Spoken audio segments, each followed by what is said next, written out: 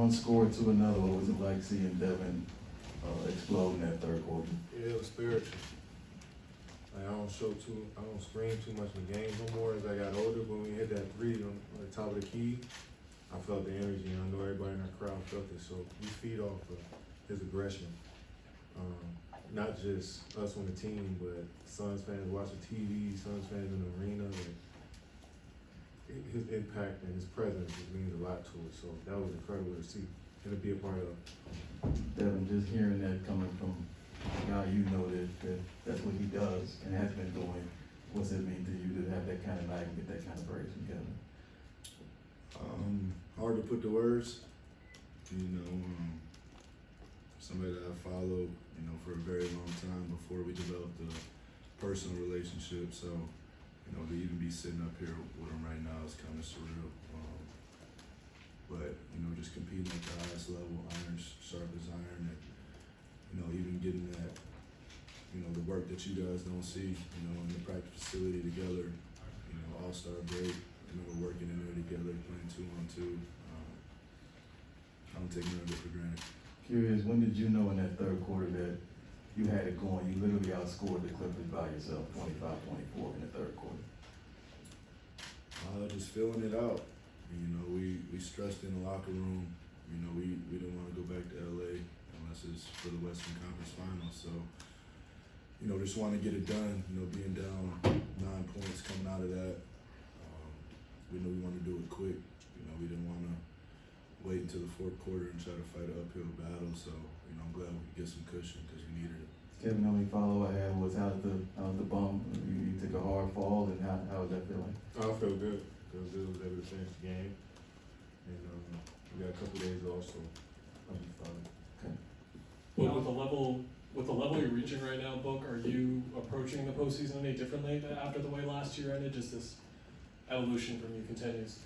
It's just two totally different situations. This man right here causes a lot of gravity. Opens up a lot of shots, not only for me, but I think Bismack got a few dunks right at the rim with no low man help, and I hate to have him in the corner sometimes, but they will not leave him, and it opens up the rest of the court for everybody else. And I think our team is just figuring that out. That just him standing out there makes everything easier for everybody. To your point, how do you feel like you would assess the balance through 5 games of using that to your guys' advantage? Good. We got it over in 5. I think the first game was a fill-out game, but T. Lue didn't take off the junk defenses on him. They're trying to take him out, double team every time he touches it, deny it when he doesn't have it. So, like I said, it just opens everything up for everybody.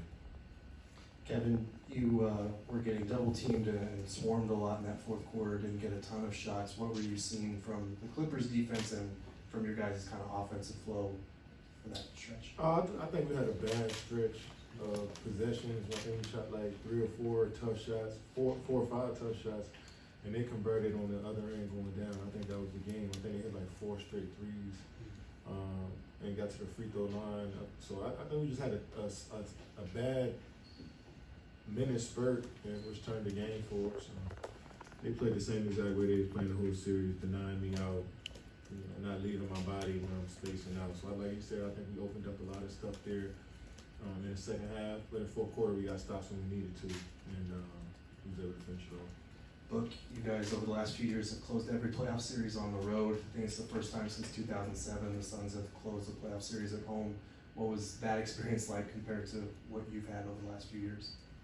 Yeah, it felt good. We were just both talking about an experience where, we dropped a game 5 to the Clippers, and, that's a frustrating flight, when you think you have it in the bag, and, now you're going to their home, and, they're only a game away from making it 7. We just didn't want that type of pressure. We'd rather just get it done, get our rest, and move on to Denver. So, it's going to be our first time starting on the road, in my career. But I'm looking forward to it. Mark, then Dana. And when it comes to the sense of urgency, you played in the third quarter. Was there a lot of conversation about that at halftime when you went in trailing the Clippers? Yeah, there was. Amongst the team, even before the coaches got in the locker room with the schemes and scout, we everybody was being vocal, letting each other know that, you know, it's time to go now. Don't wait halfway through the third quarter. Don't wait till the start of the fourth to, you know, try to turn it on. What can you say about Josh in that X factor role coming off the bench, or even that steal at the end that he had? Yeah, you know, he has the intangibles, especially on the defensive end. You know, he does things that you can't teach. You know, he studies players, he knows their tendencies, and you know that's important. You know, if you're gonna be a high level defender in this league, you have to know who you're playing against. And he did a good job of that. Devin, what was just the range of emotions like in that second half? You know, it looked like a party by the end of the third, and then suddenly it's a 2-point game. I mean, just what was going through your head, and how did you guys get back kind of on the right track? Yeah, just like you said, you know, it was a roller coaster, a lot of up and down. Like you said, one bad minute, you know, they hit 4 threes, that's 12 points. It changed it to a 2-point game. And, you know, I think it's a good lesson for us moving forward. You know, don't play with your food. Finish out as strong as you can, and you know, just keep playing all the way to the whistle blows. I was about to say, teams always say, and guys always say with the other team, you know they're going to make a run, but did it surprise you just what they had left in the tank, considering it looked like you guys gave them a finishing shot? No, I never underestimate my opponent, especially those guys who've been playing hard the whole series. You know, most of the time they started out and we came back, but you know they have something in their bag of tricks this game. 4 straight threes is tough. Barry, then Doug. Hey, Katie, you played up in the Bay and won a couple of championships with Steph Curry. How does that compare to playing with this guy sitting next to you, and how far do you think this team's gonna go? You playing with special players. They just bring the best out of you playing with Steph. You watch him every day, you watch his work ethic, you admire his attention to detail, and you take some stuff from that. You see somebody like Book, and you see his journey, you see his work ethic and love for the game. You try to pull some stuff from him too. So it's always iron sharpening iron, and it's, you know, getting the opportunity to play with some of the best players of all time.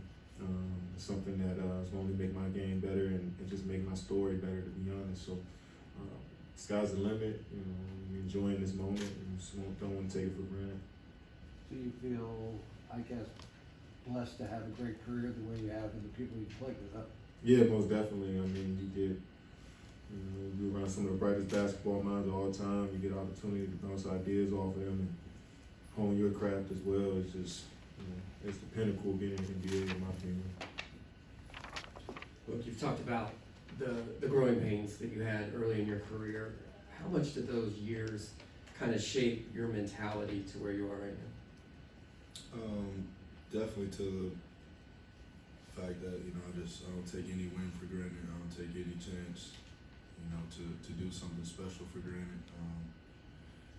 You know, even, you know, just being from a young team to an established team now, it's just something totally different. You know, but I wouldn't change my journey for anybody else's.